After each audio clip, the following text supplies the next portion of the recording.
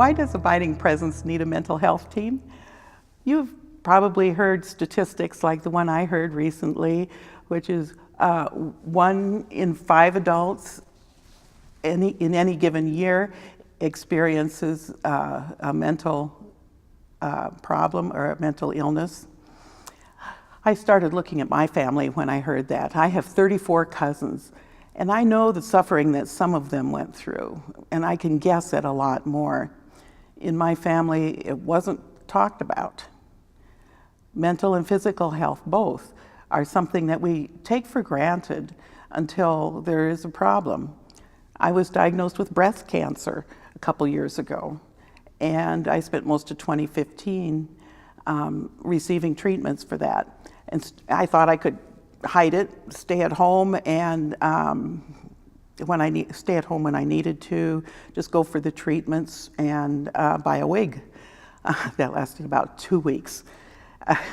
Then I told Pastor Keesley and Dave and the choir and a lot of my closest friends. I discovered that most people understood, and most of them say supportive things. I discovered that I hadn't changed much, and I needed to hear that. I needed to hear that I'm the same person that I was before the diagnosis, and people still cared about me. You all supported me in so many ways. You prayed for me, you sent me cards, you asked if I needed rides to treatments, or if I needed help at home, so many ways. You treated me like a regular person who hasn't changed much and was dealing with something difficult. But this isn't a testimonial about cancer. Depression, panic attacks, schizophrenia, and other illnesses are much more difficult to talk about.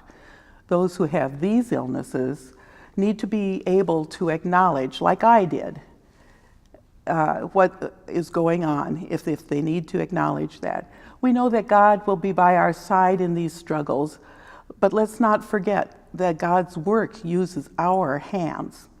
The support I received should be given to all, no matter what kind of illness they have. Each of us needs to feel safe, that we can share what we are going through, and that we will receive strength and support from our church family. The mental health team is here to help us understand some of these illnesses. We should know the warning signs like we know the warning signs of a heart attack. We should support, like we support somebody going through surgery or cancer treatments. We should acknowledge that they are a regular person who hasn't changed much, but is going through something difficult. And we should pray for them, the same as we pray for everybody, and pray for ourselves too, that we may recognize and support in ways that mean the most and that can help the people who are going through a difficult time.